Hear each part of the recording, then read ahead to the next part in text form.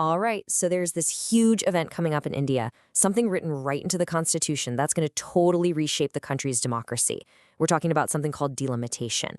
And get this, it's about to redraw India's entire political map for the first time in more than 50 years. Now, you might be thinking, okay, redrawing a map, so what? Well, this is a huge deal. This is absolutely not just some boring technical exercise.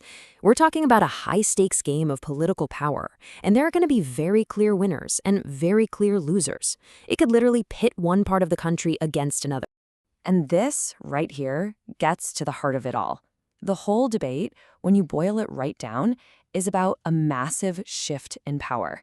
It's projected to move away from the southern states, which, by the way, did a great job controlling their population growth, and flow directly to the more populous states in the north.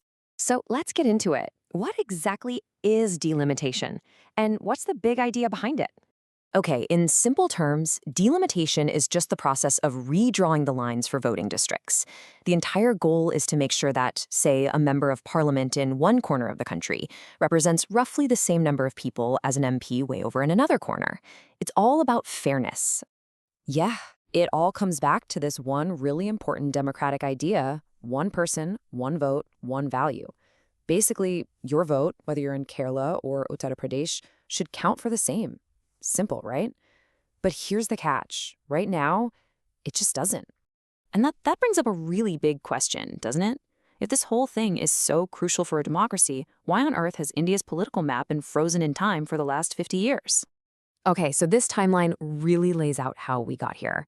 And you're not going to believe this. The way seats in parliament are divided up today is based on population data from, wait for it, 1971. So what happened? Well, back in '76, an amendment put a freeze on changing the seat numbers. The idea was to encourage states to focus on population control. That freeze got extended again in 2002, but now that clock is about to run out. After 2026, the freeze is over. So you see the irony here? A policy that started out with really good intentions, to encourage family planning, has accidentally created this massive problem we're facing today. A real crisis of representation, where a vote in one state is worth way more than a vote in another. And this crisis really comes into focus when you look at the big divide between the North and the South. It's basically a clash of two ideas. Should power be based on population, or should it reward progress? Just look at this chart. It tells the whole story. You can clearly see how the population in southern states like Kerala and Tamil Nadu has kind of leveled off, while in northern states like Bihar and Rajasthan, it's just shot up. This massive difference in population growth, that is what's fueling this entire political firestorm. And believe me, this isn't just some abstract theory. These are real numbers with real consequences. Check out this table. Based on the projected population, if we keep the total number of seats the same, a state like Uttar Pradesh could gain a whopping 12 seats. Bihar could gain 10. And on the flip side, Tamil Nadu could lose 9 seats and Kerala could lose 6. This is a direct one-to-one transfer of political power from south to north. So what are the southern states saying about all this? Well, they're calling it a penalty for success. And you can kind of see their point, right? They feel like they did exactly what the nation asked them to do. They controlled their populations. And because of that, they were able to do better on things like health and education. Now they're worried that their reward for all that progress is losing their voice in national politics. And check this out. Here's a number that really drives their point home. The southern states, they only have about 18% of India's population, but they contribute a massive 35% of the country's entire GDP. So their argument is, hey, shouldn't our huge economic contribution count for something when it comes to political power? But of course, there's another side to this story. And the northern states have a really powerful argument of their own, one that goes right back to the Constitution. They're saying, look, the basic democratic rule of one person, one vote is being broken here. They have way more people, which means they have greater needs for things like roads, schools, and hospitals. And for the last half century, they argue, their citizens have been seriously underrepresented in the halls of power. Okay, so you've got two very different, very valid arguments, both dug in deep. The big question is, how does India solve this puzzle?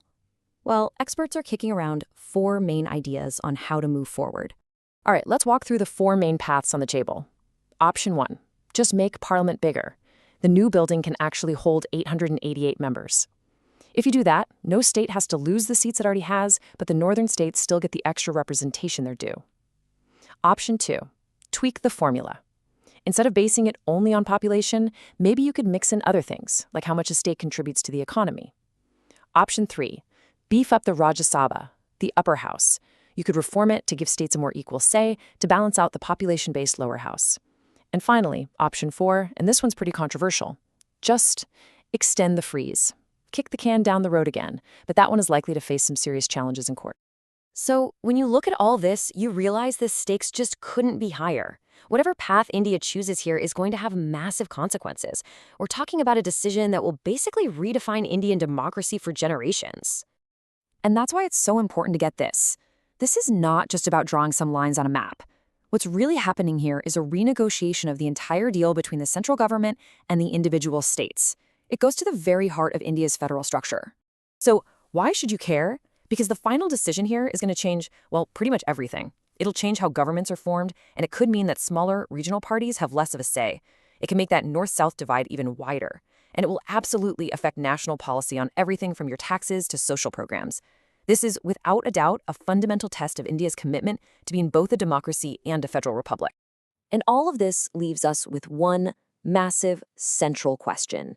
How does a country as incredibly vast and diverse as India find the right balance between the democratic power of its people and the unity of its states? Finding the answer to that is going to define the future of the Indian Republic.